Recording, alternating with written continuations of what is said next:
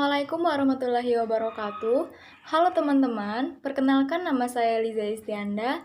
Di sini saya bersama tim kelompok saya ingin mempresentasikan hasil kerja kelompok kami dengan subjudul Badan Yudikatif. Silahkan simak videonya. Baiklah teman-teman, untuk memperdalam pengetahuan kita mengenai Badan Yudikatif, pertama-tama saya akan menjelaskan sedikit pengertian dari lembaga yudikatif. Lembaga yudikatif adalah lembaga yang memiliki tugas untuk mengawal serta memantau jalannya perundang-undangan atau penegakan hukum di Indonesia seperti Mahkamah Agung dan Mahkamah Konstitusi. Yang kedua, saya akan menjelaskan sedikit mengenai badan yudikatif. Pertama, dari pembicaraan tentang trust politika dalam negara demokratis, doktrin itu diartikan sebagai pemisah kekuasaan atau separation of powers mutlak.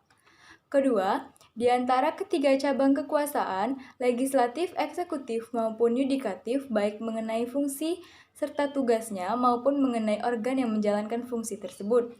Ketiga, dari perkembangan zaman modern, pemisahan kekuasaan tidak lagi diterapkan, sehingga doktrin itu hanya diartikan sebagai pembagian kekuasaan. Assalamualaikum warahmatullahi wabarakatuh. Halo teman-teman semua, perkenalkan nama saya Yuliana Putri dari jurusan Administrasi Publik kelas A.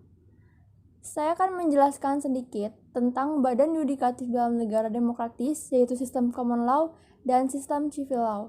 Yang pertama, common law. Common law merupakan kumpulan keputusan yang dalam zaman yang lalu telah dirumuskan oleh hakim. Inilah yang dinamakan case law atau judgment law atau hukum buatan hakim. Sistem common law ini mirip dengan sistem hukum perdata, ada tak tertulis.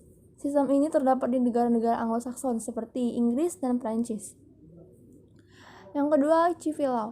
Civil law adalah hukum yang memperoleh kekuatan yang mengikat, karena sumber-sumber hukumnya diwujudkan dalam peraturan-peraturan yang berbentuk undang-undang dan tersusun secara sistematik di dalam kodifikasi atau kompilasi tertentu. Baiklah, terima kasih. Yang ketiga, badan yudikatif di negara-negara komunis. Pertama, berdasarkan suatu konsep yang dinamakan Soviet Legality. Kedua, secara aktif menunjukkan masyarakat Soviet ke arah komunisme.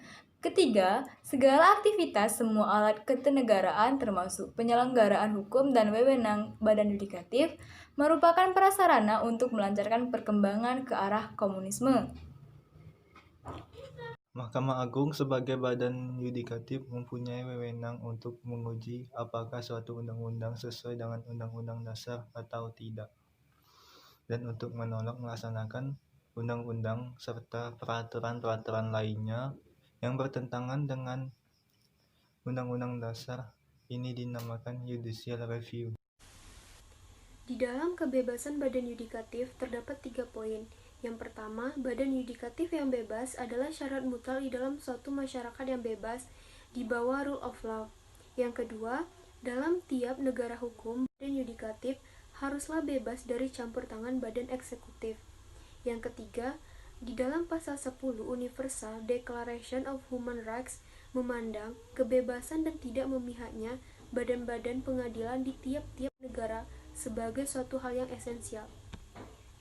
Kemudian, bagaimana caranya untuk menjamin pelaksanaan asas-asas kebebasan badan yudikatif?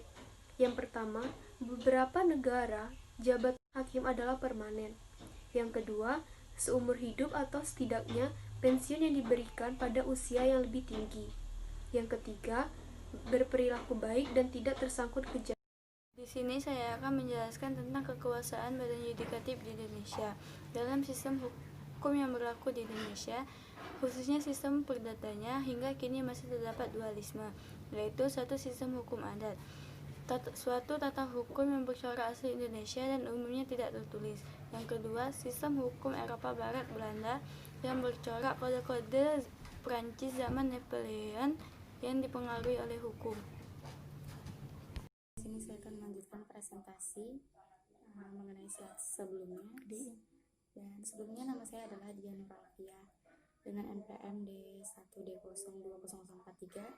Baik, di sini langsung saya mulai penjelasannya. Kekuasaan badan yudikatif di Indonesia setelah masa reformasi ada 3 bagian. Yang pertama, ada 3 badan. Yang pertama adalah Mahkamah Konstitusi atau MK, yang kedua adalah Mahkamah Agung atau MA, yang ketiga adalah Komisi Yudisial atau KY.